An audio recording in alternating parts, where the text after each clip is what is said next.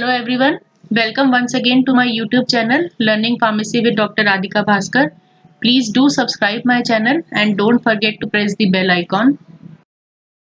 This video is in continuation to the last video of titrometric analysis. In my last video of titrometric analysis हमने ये देखा था कि हमारे acid base titration में कौन कौन सी थ्योरीज इन्वॉल्व हैं, सॉल्वेंट का क्या रोल रहता है in acid base titration, plus उसके टाइट्रेशन के अंदर कॉमनली यूज होने वाले यूनिट्स कौन कौन से हैं, जैसे मोलैरिटी, मोलैलिटी, नॉर्मेलिटी, और इनके बेस्ड कैलकुलेशंस कैसे रहती हैं।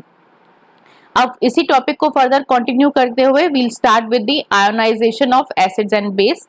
First of all, we'll see the definition of ionization. It is a process in which a neutral molecule splits into charged ion when exposed in a solution. मतलब एक neutral molecule, मतलब electrically neutral molecule जब एक solution में जाता है तो it give us electrically charged ions. ठीक है, तो यानी कि वो हमें कुछ पॉजिटिव या फिर नेगेटिव आयंस प्रोवाइड करता है।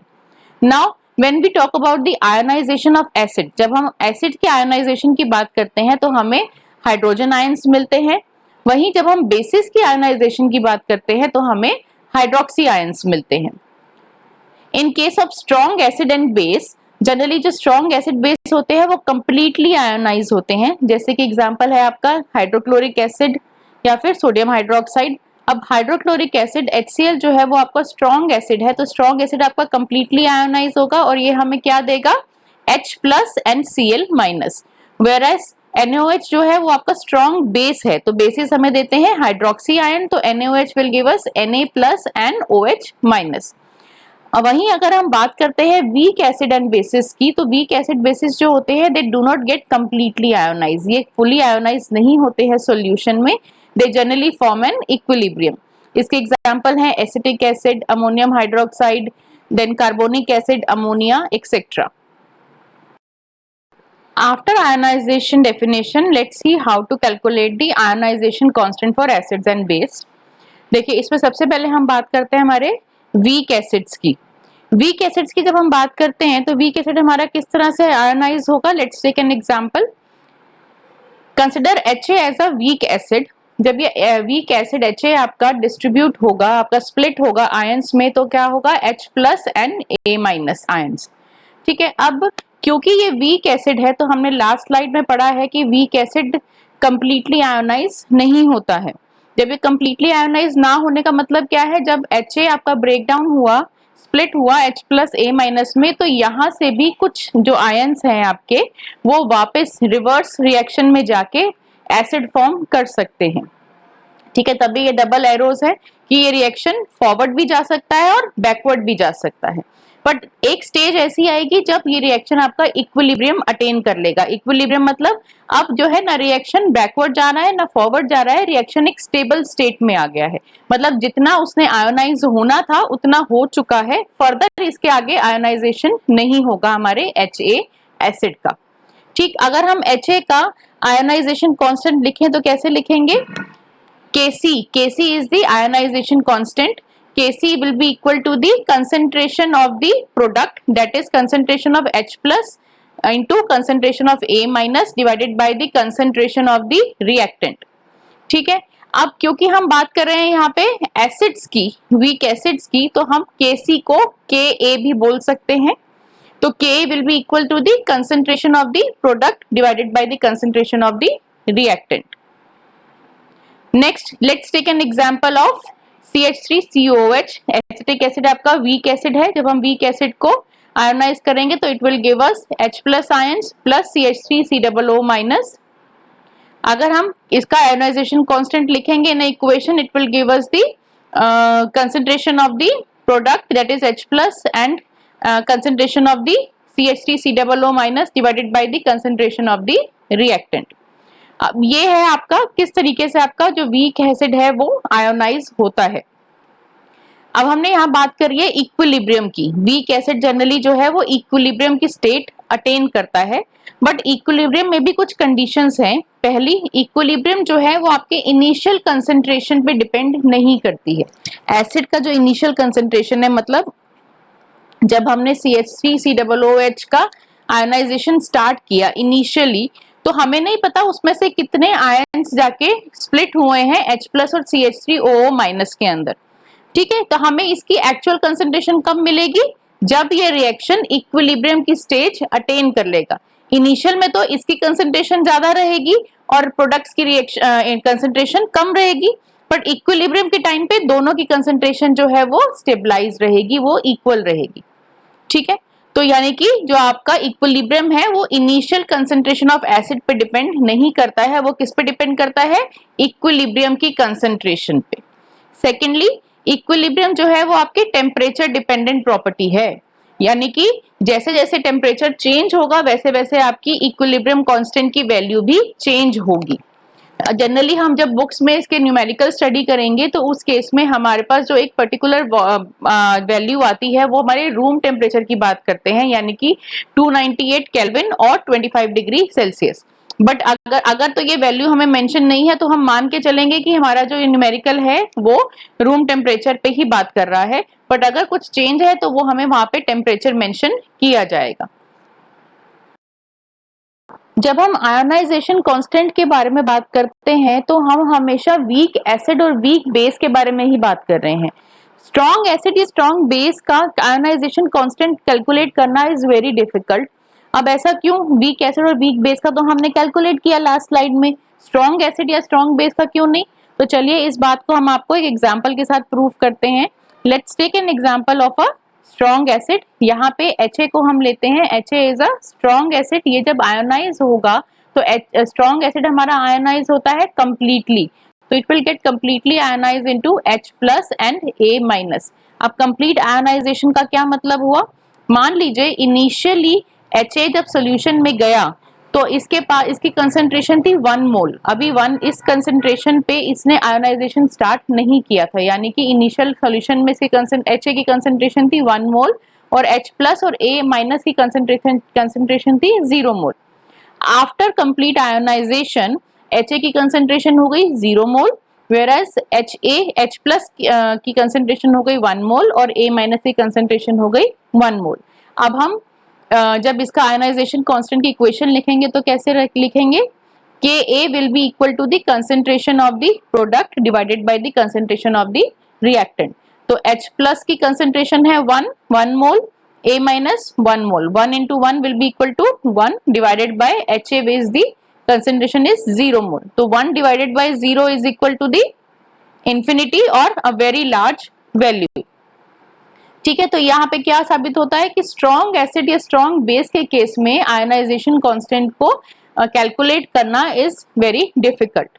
अब अगर हम इसका एग्जांपल देखते हैं, कुछ बुक में हमारे पास एग्जांपल होता है to calculate the ionization constant for HCl।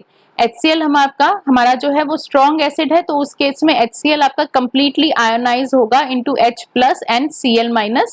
तो the ionization constant equation will be concentration of H+ into concentration of Cl- divided by the concentration of the reactant। तो इसकी वैल्यू हमारे पास क्या आएगी? the value will be very large। Now we'll discuss the ionic product of water, जिसे हम ionization constant of water भी कहते हैं। अब वाटर जो है हमारा ये स्लाइटली आयोनाइज किस में होगा? It will get ionize into H+ ions and OH- ion. इस प्रोसेस को हम वाटर का ऑटो प्रोटोलिसिस भी कहते हैं। प्रोटोलिसिस क्या होता है? To give out hydrogen ions. तो यहाँ पे वाटर क्या कर रहा है? अपने आप से ही अपने हाइड्रोजन आयन लूज कर रहा है, तो this process will be called as autoprotolysis of water. अब इस इक्वेशन से अगर हम वाटर का इक्विलिब्रियम कांस्टेंट लिखना चाहें तो हम कैसे लिखेंगे? ये हमने पिछली स्लाइड्स में देखा है। K will be equal to concentration of hydrogen ion into concentration of OH- ion divided by the concentration of H2O। Now when we cross multiply this K with H2O, this whole will become a constant, क्योंकि यहाँ पे water की तो concentration change ही नहीं हुई है, हमने कुछ ऐड ही नहीं किया है वाटर के अंदर अभी तक। तो K H2O will be equal to the concentration of hydrogen ion into concentration of hydroxyl ion। Now this K H2O will also be written as Kw। समझिए, Kw, this will be written as Kw। Kw will be equal to hydrogen ion concentration into hydroxyl ion concentration। This Kw is the ionic product of water। ये समझिए आप, ये Kw क्या है? ionic product of water। ये K क्या था? This is the equilibrium constant of water, whereas this Kw is the ionic product of water at 298 Kelvin और 25 डिग्री सेल्सियस। ये बहुत ही इंपॉर्टेंट पॉइंट है। हम यहाँ पे जो आयनिक प्रोडक्ट ऑफ वाटर की बात कर रहे हैं, ये हम इस पर्टिकुलर टेम्परेचर पे बात कर रहे हैं। जैसे जैसे टेम्परेचर चेंज होगा, वाटर का आयनिक प्रोडक्ट भी चेंज होगा। तो इस पर्टिकुलर टेम्परेचर पे आपका वाटर का आयनिक प्रोडक्ट कितना रहता है? It is equal to 10 to the power -14। समझे यहाँ तक आयनिक प्रोडक्ट ऑफ वाटर? तो अब मेरे को ये बताइए कि किसी भी सोल्यूशन का न्यूट्रल होना, एसिडिक होना या फिर बेसिक होना, ये किस चीज पे डिपेंड करेगा? वो डिपेंड करेगा हमारे हाइड्रोजन आयन और हाइड्रोक्सिल आयन की कंसंट्रेशन के ऊपर। कैसे? अगर हम बात करते हैं न्यूट्रल सॉल्यूशन की, तो उस केस में हाइड्रोजन आयन की कंसंट्रेशन OH आयन की कंसंट्रेशन के इक्वल रहेगी। मतलब अगर हमारा ionic product of water 10 to the power -14 है, तो इसमें दोनों की कंसंट्रेशन कितनी रहेगी? 10 to the power -7, 10 to the power -7, दोनों इक्वल डिवाइड हो जाएंगे। वेरस अगर हम बात करते हैं एसिडिक सॉल्यूशन की, तो एसिडिक सॉल्यूशन में क्या होता है? हाइड्रोजन आयन की कंसंट्रेशन ज्यादा होती है, हाइड्रोक्सिल आयन की कंसंट्रेशन कम होती है। तो यानी कि यहाँ पे हाइड्रोजन आयन की concentration will be more than 10 to the power -7। Similarly अगर हम बेसिक सॉल्यूशन की बात करते हैं, तो वहां पे हाइड्रोक्सिल आयन की कंसंट्रेशन ज्यादा रहेगी as compare to hydrogen ion concentration. तो यहाँ पे hydroxyl ion concentration will be more than 10 to the power -7। ठीक है, तो न्यूट्रल का बात क्या हुई? जब हमारे वाटर के अंदर कुछ भी हमने एडिशन नहीं किया है। वहीं अगर हम वाटर में कुछ एसिड को ऐड करेंगे, तो वहां पे हमारे हाइड्रोजन आयन कंसंट्रेशन इंक्रीज हो जाएगी, और अगर हम कुछ बेस ऐड करेंगे तो वहां पे हाइड्रोक्सिल आयन कंसंट्रेशन इंक्रीज हो जाएगी। बट जो आयनिक प्रोडक्ट रहेगा वाटर का, वो सिमिलर 10 to the power -14 ही रहेगा। अगर हम दोनों को करेंगे कैलकुलेट, तो वो हमारा आयनिक प्रोडक्ट जो वाटर का रहेगा वो हमेशा सिमिलर रहेगा at 298 केल्विन और 25 डिग्री सेल्सियस। आयोनाइजेशन कांस्टेंट समझते हुए हमारे पास बीच में एक छोटा सा टॉपिक आता है, डिग्री ऑफ डिसोसिएशन। ये डिग्री ऑफ डिसोसिएशन हमारे लिए इंपॉर्टेंट तब है जब हम न्यूमेरिकल्स करते हैं। समझते हैं डिग्री ऑफ डिसोसिएशन क्या होता है। डिग्री ऑफ डिसोसिएशन हमें ऑसवाल्ड लॉ, डाइल्यूशन लॉ समझाएंगे। ये ऑसवाल्ड डाइल्यूशन लॉ क्या कहता है? The degree of dissociation that is alpha of a weak electrolyte is directly proportional to the square root of dilution at a given temperature। मतलब weak electrolyte जिसका dissociation बहुत ही कम होता है, अगर हम उसका डाइल्यूशन कर दें तो उसका डिग्री ऑफ डिसोसिएशन जो है वो बढ़ जाता है। ठीक है, चलिए समझते हैं इसको एक एग्जांपल की हेल्प से। Let's take an example of a weak electrolyte that is Ha। This Ha will dissociate into H+ and A-। अब क्योंकि ये वीक इलेक्ट्रोलाइट है तो इसका डिसोसिएशन बहुत ही कम होगा। कितना कम होगा, कैसा होगा, चलिए इसको देखते हैं। इनिशियली जब हमने एक रिएक्शन वेसल में Ha को डाला, तो वह उस समय उसकी कंसंट्रेशन थी 1 मोल। अब इनिशियली Ha की कंसंट्रेशन 1 मोल है, तो उसने H और H+ और A- आयंस में कितना डिसोसिएट किया? ऑलमोस्ट 0 मोल।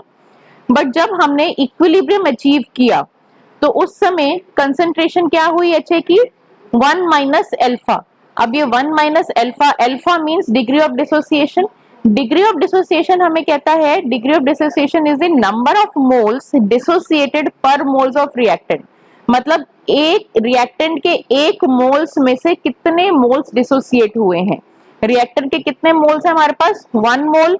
उसमें से जब अल्फा मोल्स निकल गए तो कितना बचा? 1 - अल्फा। ठीक, अब H कितना बचा? H कितना बना हमारे पास? H+ आयंस अल्फा बने और A- बना अल्फा। ठीक, अब क्योंकि ये हम बात कर रहे हैं कंसंट्रेशन की, तो कंसंट्रेशन हमेशा होता है मोल्स पर लीटर। तो ये जो V है, ये V हमें बताता है वॉल्यूम इन लीटर्स। तो ये V क्या रिप्रेजेंट कर रहा है? वॉल्यूम इन लीटर्स। तो Ha की कंसंट्रेशन हुई at equilibrium 1 - alpha upon V। H+ ion concentration will be alpha upon V and A- concentration will be alpha upon V। ठीक, अब अगर इसको हम एसिड आयोनाइजेशन कांस्टेंट की फॉर्म में लिखेंगे तो कैसे लिखेंगे? Concentration of the product divided bye concentration of reactant. वही हम अल्फा और V के लैंग्वेज में बात करें तो acid ionization constant will be alpha upon V into alpha upon V divided by the concentration of the reactant. अब जब यहाँ पे V से V कट हो जाएगा तो हमारे पास क्या बचेगा, alpha square divided by V bracket में 1 माइनस अल्फा. ठीक है, ये आप एक बार कॉपी में करके देखेंगे तो आपको समझ में आ जाएगा. अब देखिए यहाँ पे इंपॉर्टेंट पॉइंट क्या है, हमने बोला है कि हम यहाँ पे एक वीक इलेक्ट्रोलाइट की बात कर रहे हैं जो कि बहुत ही कम अमाउंट में डिसोसिएट होता है. अगर हम परसेंटेज की बात करेंगे तो कितना, अल्फा कितना डिसोसिएट होगा, less than, very very less than 5%. मतलब 100% में से कितना हुआ, 1%, 2%, बहुत ही कम परसेंटेज में. तो अगर हम फ्रैक्शन की केस में बात करेंगे तो 10 में से कितना फ्रैक्शन या 1 में से कितना फ्रैक्शन जाएगा, 0.005 या 0.05. तो इस फ्रैक्शन को आप 1 में से क्या माइनस करोगे, आपके पास कुछ ज्यादा 1 को फर्क नहीं पड़ने वाला है. अगर हम फ्रैक्शन में बात कर रहे हैं तो हम 1 माइनस अल्फा को इक्विवेलेंट टू 1 मान सकते हैं. तो जब हमने 1 माइनस अल्फा को इक्विवेलेंट टू 1 माना तो हमारी इक्वेशन कैसी हो जाएगी, Ka will be equal to alpha square by V. अब इसको अगर हम अल्फा की लैंग्वेज में रिप्रेजेंट करें तो alpha will be equal to square root of Ka into V. वही जो Ka है, this is your ionization constant. ये तो आप कांस्टेंट रहेगा एट अ गिवन टेम्परेचर. तो ultimately alpha will be equal to the square root of the volume, means alpha will be equal to the square root of the dilution at a given temperature. यही हमसे कह रहा था हमारा degree of dissociation. Alpha of a weak electrolyte is directly proportional to the square root of dilution at a given temperature. ठीक है, तो ये अल्फा आपको कैलकुलेट करने में कहाँ हेल्प करेंगे, जब हम आयोनाइजेशन कांस्टेंट के कुछ न्यूमेरिकल्स करेंगे या आगे लॉ ऑफ मास एक्शन समझेंगे तो उसमें भी ये हमें हेल्प करेगा. प्लस यहाँ पे हमने ये भी देखा कि हमारा वीक इलेक्ट्रोलाइट जो है वो सॉल्यूशन में जाके कैसे डिसोसिएट होता है, 1 मोल से कितने मोल्स उसके डिसोसिएट हो रहे हैं, वो कैसे एग्जिस्ट कर रहा है. ठीक, चलिए अब आयोनाइजेशन कांस्टेंट तो हमारी समझ में आ गया है. अब हम देखते हैं law of mass action. Law of mass action को समझने से पहले हम एक दूसरा लॉ समझते हैं, that is law of equilibrium. Law of equilibrium को देखने के लिए हम एक रिएक्शन की हेल्प लेते हैं.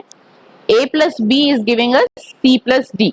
अब ये आप देख रहे हैं कि जो रिएक्शन है this is a reversible reaction, मतलब ये रिएक्शन फॉरवर्ड भी जा रहा है और बैकवर्ड भी जा रहा है. कैसे, देखिए हमने एक रिएक्शन वेसल लिया जिसके अंदर हमने क्या किया, हमने A और B को आपस में रिएक्ट करा और जब आपस में ये दोनों रिएक्ट हुए तो they give us a product C plus D. जब A प्लस बी रिएक्ट कर रहे थे to give us C plus D, उस समय हमारा रिएक्शन था फॉरवर्ड रिएक्शन.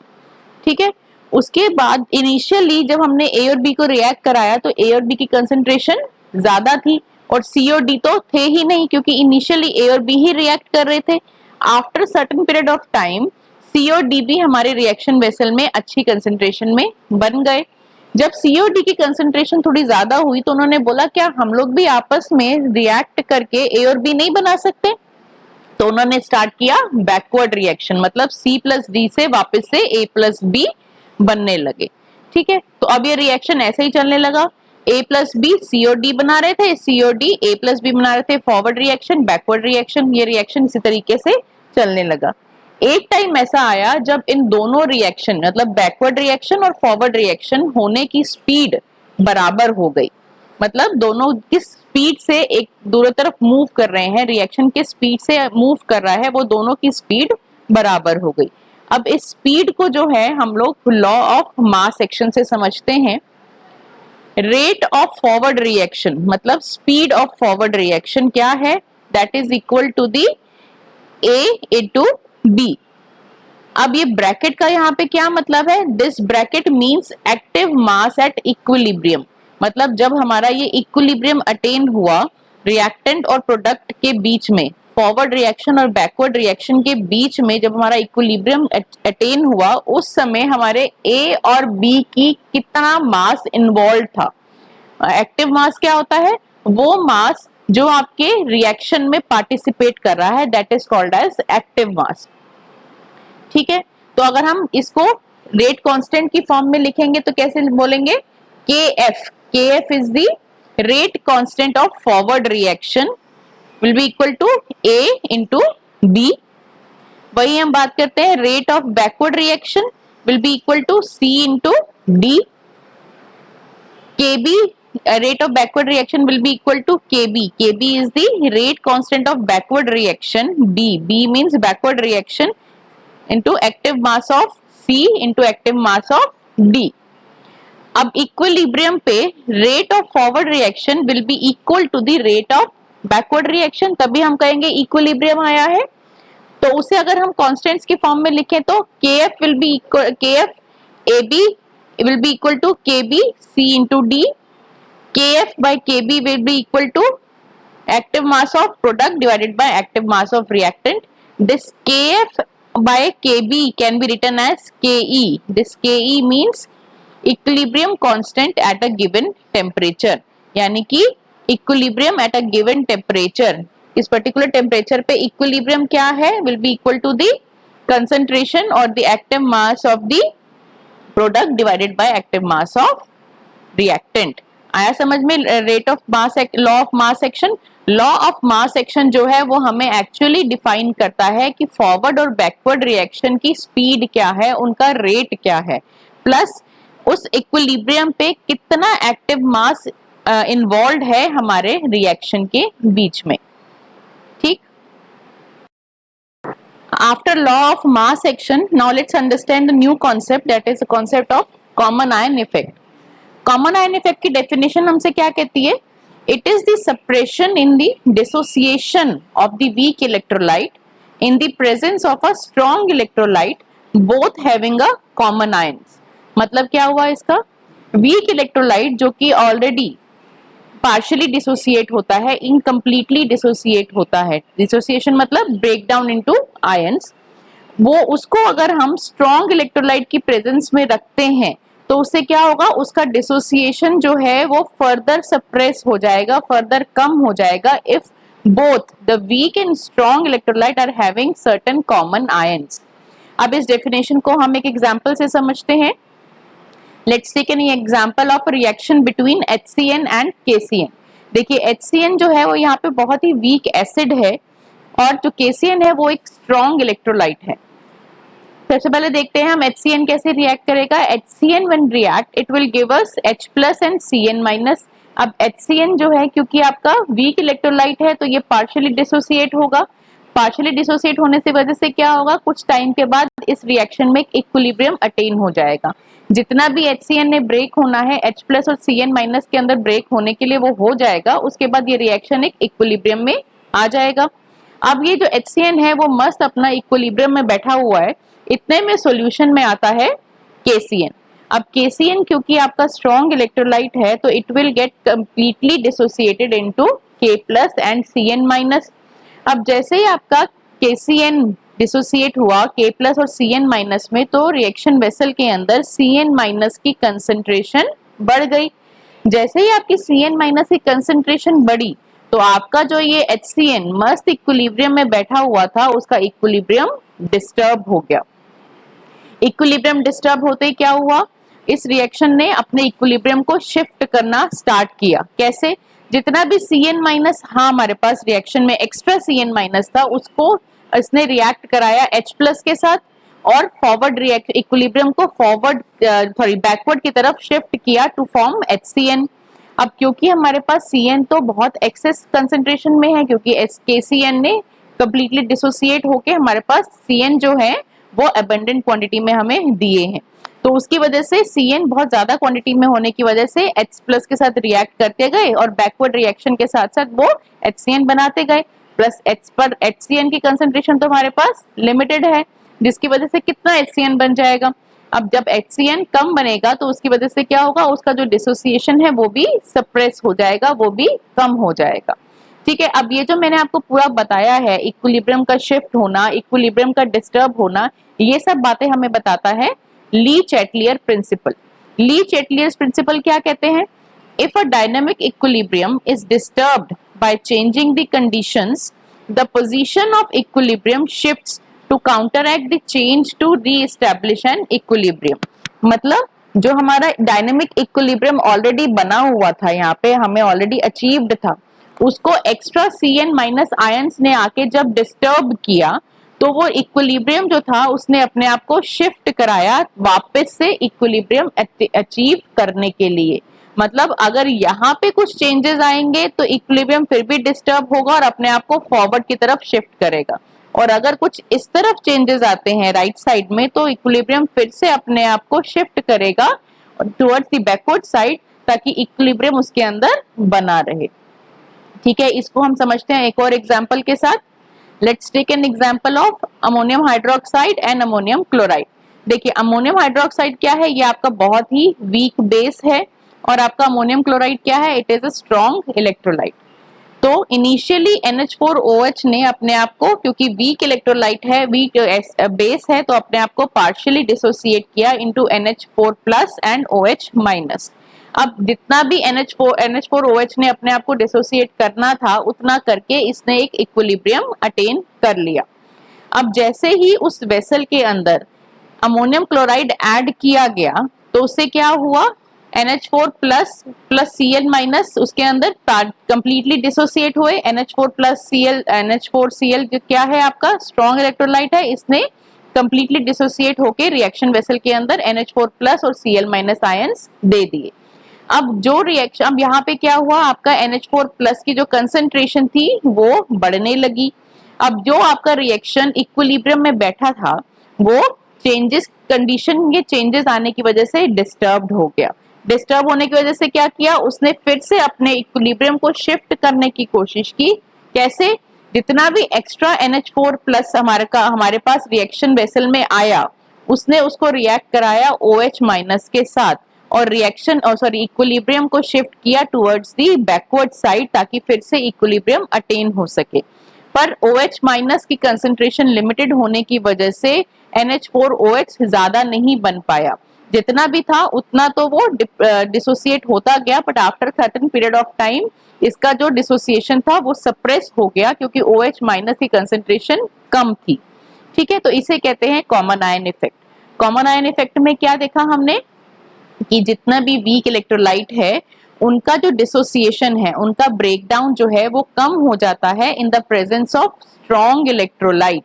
और ये जब कम होता है, ये जब इक्विलिब्रियम डिस्टर्ब्ड होता है, तो लीच एटलियर प्रिंसिपल के हिसाब से हमारा जो इक्विलिब्रियम है वो अपने आप को शिफ्ट करने लगता है, ताकि फिर से उसकी जो मजेदार कंडीशन है इक्विलिब्रियम की, रेस्टिंग कंडीशन है, वो वापस से वो उसको अचीव कर सके। तो this is the concept of common ion effect. With this, I am winding up my today's lecture. Keep subscribing and sharing my videos. Thank you.